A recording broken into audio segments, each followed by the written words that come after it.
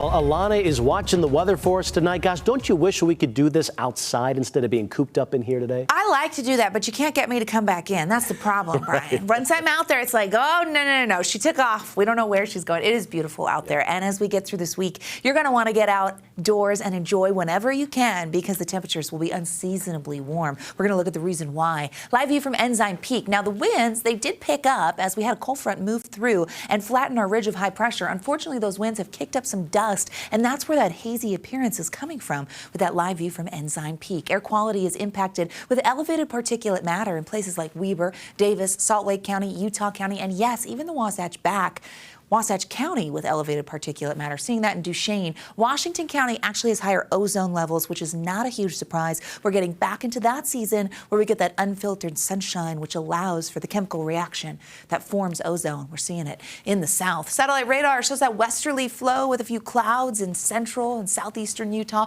also moving through the north. The winds actually changed direction with the movement of that front. It was a weak disturbance, not a lot of moisture there. Live view from Price. That's not Brian Head. Come on, Alana. My head was in the mountains. Can't blame me because we have had some bluebird days that have been gorgeous. Temperatures in the valleys in the 60s, 66 now in Salt Lake, 6 degrees above where we typically are. We've hit the 70s in Wendover. Look at the I-15 corridor, Milford in the mid-70s, matching Moab. Some beautiful temperatures out there. The basin looks great, 82 in St. George. Along the Wasatch Front, fairly quiet conditions. We'll see partly cloudy skies by ABC4 News at 10 with the mid-50s expected. Ridge of high pressure does build back. It will strengthen yet again and allow for the unseasonable warmth to really make us pause and take note here. And it's not just Utah, it's going to be the desert Southwest.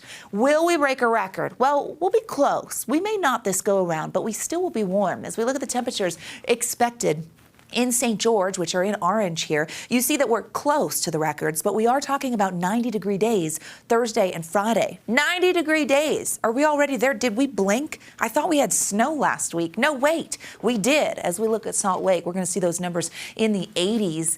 Wow, we'll be close to records. In record territory, possibly flirting with them. Not expected to break them, but still noticeably warm. Futurecast shows pretty quiet conditions. Northwest flow behind a trailing disturbance tonight, which will keep us a little cooler tomorrow. But then Thursday and Friday, the warmth will be there with southwesterly flow, those red arrows indicating that. But we stay dry. High pressure often acts as a storm block. Let's talk moisture for a moment. And we look at the water year, which starts October 1st. Salt Lake and Provo are running slightly below where we typically are at this point in the water year, but not terribly.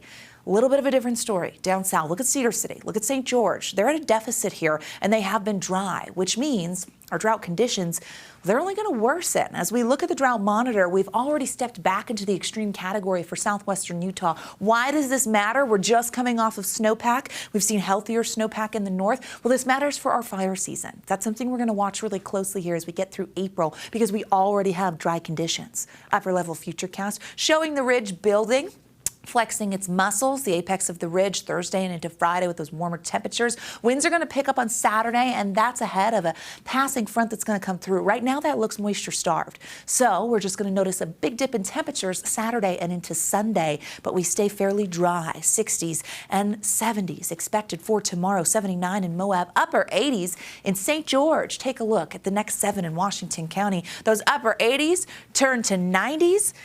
And then we're back down to the 80s as the winds will be whipping. In the south, we'll notice it in the north too, but those 80s are still above average. Average this time of year is 73 in St. George, and we don't even get close to that. Check out the Wasatch Front. Did somebody order 80s? Because we're cooking it up and delivering. There's that cold front Saturday into Sunday, and we go from the 80s and 70s back down to the 50s. Not a tremendous amount of moisture. Slight chance of an isolated shower Saturday into Sunday, so just a heads up there. But that's a little bit of a spring roller coaster. Yeah. And, you know, a lot of people are looking forward to that warmth, but don't blink. We'll be right back. And I heard you say winter may be done. Ugh. Yeah, don't say that. Famous last words, okay? If it snows again, it's Brian McElhatton. Blame it on me.